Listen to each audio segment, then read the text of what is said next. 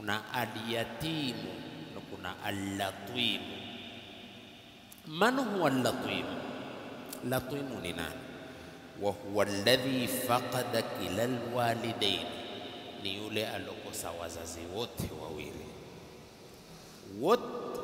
Mtoto alokosa baba na mama ni al-latimu. Mtoto aliyekosa baba kabla hajabalighi ni al-yatimu. Wa kullu latimin yatimu, sikia istilahi. Na kila latim, kila alokosa mama na baba ni yatima. In kana dhalika qabla al-bulughi, ikiwa hilo kabla hajabalighi. Lakini walaysa kullu yatimin latima, si kila yatima latima. Kwa nini? Lianna al-yatima, kwa sababu yatima huwa man mata anhu al-abu qabla al-bulughi, ni yule alofiliwa na baba kabla hajabalighi.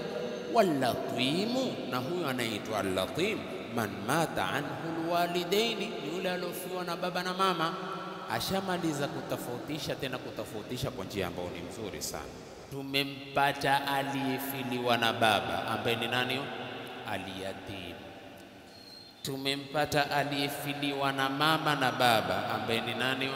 Al-latim. Sasa alobaki ni yule alofiliwa na mama.